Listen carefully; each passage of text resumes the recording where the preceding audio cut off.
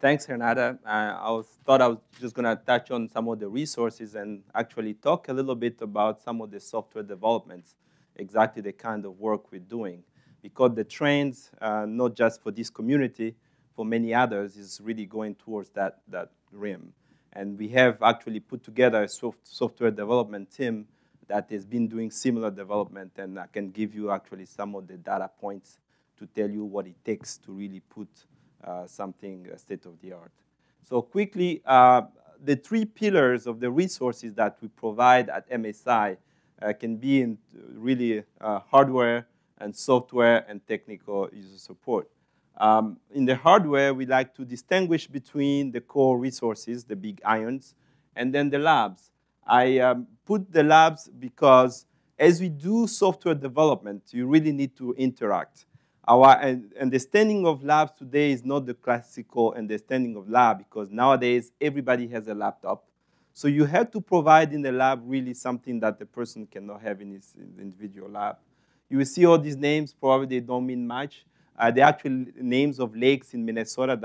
That's how we name our supercomputer. We figure out we have 10,000 names to choose from. Probably have enough to go through. So before you leave, if you have your favorite lake, or you like to come back and do ice fishing, feel free to send me an email. It might be the next supercomputer. So I'm going to come back to this quickly because of time. I'm just going to quickly, I put some slides here to go through some of the hardware we have, because I want to point out that when we talk about supercomputers, and there are different architecture today, different memory size, different interconnect, that really fits each application depending on the architecture on which you are running on. And even when you are developing the hardware, MSI goes through annual procurement. We refresh our hardware every year. And every year we try to buy an architecture that we believe is not currently supported. The last one we have, Itasca, has more than 8,000 cores. These 8,000 cores, they actually have nodes with 2 processors, each processor with quad core, and on each node you have 24 gigabytes of memory. What does that mean? One individual calculation can only address up to 24 gigabytes of memory. So that's one limitation. But you do have 8,000 of them. If your job can be distributed, it means you can go up to 26 terabytes of memory. It's a QDR, fast interconnect, which means a lot of message passing, you will have a good performance. The next one we just going to be deployed, it's Coronas. This machine is a shared memory. I'm going to insist on the fact that it's a shared memory because this is the biggest shared memory machine we're going to have. It's going to have 152 cores and 3 terabytes of memory. What do I mean by that? One single calculation basically can address up to 3 terabytes. So the biggest machine, the biggest calculation we'll be able to do in the next couple months, being installed probably September, October timeframe, will be this much. Why do we do this? It's because we've noticed a lot of the calculation, actually, and even in chemistry, they are growing in terms of big share memory. You can parallelize your code, but not all algorithms can be easily parallelized for distributed memory. We also outfitted this machine with 2 developmental systems. These are UV100 servers. Themselves, they're going to have 72 cores, almost 384 gigabytes of memory. These are machines where a researcher developing his code basically can have a couple weeks. One of the problems we are noticing today, in the old days, you are writing a program on one single processor, it's fine. But when you have to debug a code on a couple hundred cores, you have to wait in the queue every single time. It delays productivity. If you want to test out a little 1-minute run, it delays productivity. Our belief is to provide those servers for developmental, for people who can justify the needs for them, so that we can try to accelerate, again, development of application. I will agree with some of the thoughts yesterday that software has been lagging behind. I'm also on the group of people really believing we have so much hardware now that we really need to put a lot of application development. If you look at even the new petascale system coming up, and you look at the number of applications that can leverage that, you can really count them on your hands.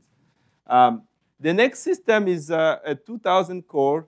This is, again, 2000 non-blocking, but here you only have 16 gigabytes of memory. You could see, again, each core can only go up to 16 gigabytes.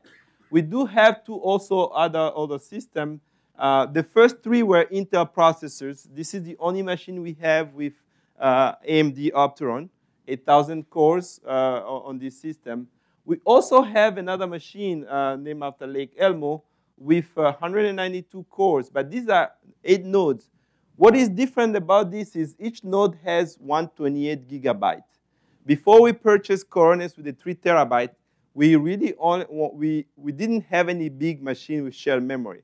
And in particular, some of the applications, even in chemistry, really 24 gigabytes or 16 is not sufficient. So we were running 128 was actually the maximum. And you will notice here our idea, because many of the applications are embarrassingly parallel. You already don't need a fast interconnect. So you're really staging all these big fat nodes, we call them, and then so that people can access the processes, the low core counts, and then you can use the memory. What am I trying to show there is just out of those 5 systems that we have on our machine room, they cater to different applications, to different users. Beside that, I'm not going to go through the details of many of these labs. We have 7 different computing labs. 5 of them have a physical location, and 2 of them, in particular, the scientific data management, that is basically kind of a virtual. Why did we start that? Is a lot of the simulations are really generating terabytes of data. And people are coming to us not only for cycles, but only for storage as well. And then to be compliant with or the federal agency, you also need to keep them for long periods of time. Currently, we back up all our jobs in your home directory. We have a copy on site, and we have another one outside in case there is a fire at Walter. But we do have data that we can save for a long period of time. One thing, these labs cater to different communities. Yes. Mm-hmm. So in those, you could actually see, just I pointed a couple pictures. You will see, for example, we equipped some of them with people who need, for example, stereo for doing some of the crystallographer, for example. Then they can go there, because if they do not have that in their offices, they can be able to do that. There is a lot of post-processing as well. I want to single out one lab, which is the visualization lab. We have a big visualization lab that here with almost 6 foot and 24 with a power wall that can do immersive visualization. We've done a lot of actually apps within Molecule, people trying to look at this, all the complicated stuff that I don't understand. But what is interesting about them is this lab is really connected to the core resources. What we are being promoting these days is what I always refer to as interactive supercomputing. So just imagine you're doing some convergence, you're running for 2 days, and then you realize you make the mistakes. What do? You go back, then you submit the job. What we are doing actually, is during your simulation as it runs, you're collecting data, pushing the data to visualize so that you can see if it's converging or not. You can push the data to a power wall.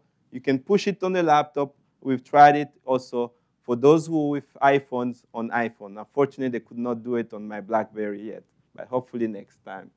But then you can, let's say, if your job is running, you can basically steer your application and resubmit it as well. This is also an example I took of a mental convection done by Professor Dave Ewan, and that was also doing the calculation that we were able to visualize. Software, I mentioned we have hardware. Software is, again, something really big. We have about 420 different pieces of software, including commercial, public domain, you name it. And if I exclude like the life sciences, I believe chemistry, material science, and physical sciences have the biggest large number. I just picked up some of them that are most popular: Quantum Espresso, VASP, Gaussian, you name it. I mean, you go on our website, we actually have a little search button that you can basically put the keyword, even if you don't know the software, DFT, and they will list you all the software available. It will also tell you at the bottom of it on which platform it's supported. Espresso.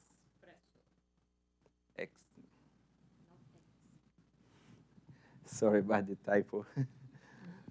um, so, uh, so what something I just need to mention here, though, is uh, some of the commercial software, the good thing is you really have to negotiate license agreements to cover all our users. And some of them can be really difficult. Just single out the last version of Gaussian and seem to be limiting depending on your physical location for some reason. But so far we haven't had any issue, but it's sometimes very easy for our researchers so that they don't have to go through all the legal, we do take care of all of that.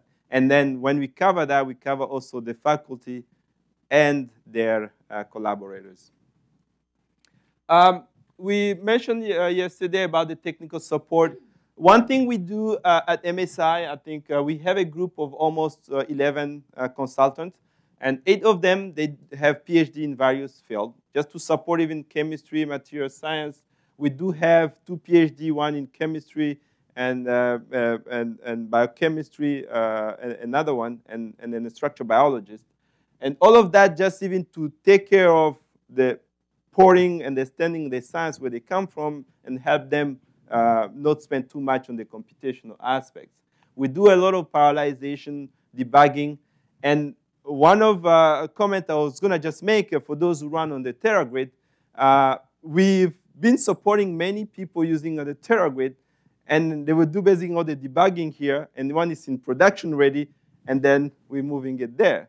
And I was actually pleased when TeraGrid started this project of TeraGrid Champion, because I've always said, in my view, that to increase the number of applications coming, it has to start from universities. The support has to come from the universities so that these people can continue to develop. And once you bring that support local, and then they can leverage the resources, basically it's like they use MSI. And I think for me, that's the one way you can increase the number of application code that can be increased.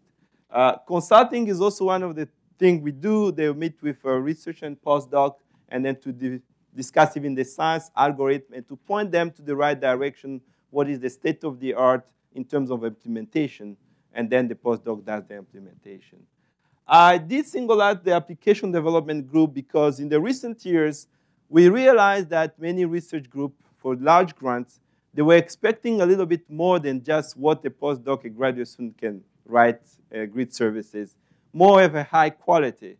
So we currently have 5 software engineers, and these came out some of the projects that were funded, and then to develop some, in particular, grid services. And I will actually congratulate Renata's Villa project. They have achieved a lot. If I look at the amount of funding goes to the expensive software developer that's required to do what they are providing there already even today. We currently have almost 112 MySQL and 37 Oracle database. One of our requirements, all these databases have to be associated with some project that leverages high performance computing. It's not just we are not a hosting of database to do, let's say, student grading or things like that. So, but we do have a lot that actually are storing their data in databases. I added this here is because I/O and management tool, because in cyber infrastructure, you gotta move data all over the place. And the tool to move data, it's something should not be underestimated. And there's a lot of tools that we are being investigating. In this slide, I really just wanted to put some of the projects we've been involved at more in cyber infrastructure. Tropics is equivalent to something like a VLab. It's also a grid-based framework. Currently in production between us and Mayo. Was built on the CA grid. We also have on the national grid some CA grid and CA array services. VLab, we're supporting VLab. Planet Lab is another one, and there's Archer project that do a lot of the tests for computer architecture. All these are all based on grid and cyber infrastructure all over the place. We do have quite a bit of experience in supporting many of these. Lastly, it's about tutorial. This is something we do. We've invested a lot of effort in producing. We do 3 different things here. We do the normal tutorial where somebody is giving a large audience, but we currently also webcast our tutorial, which means when somebody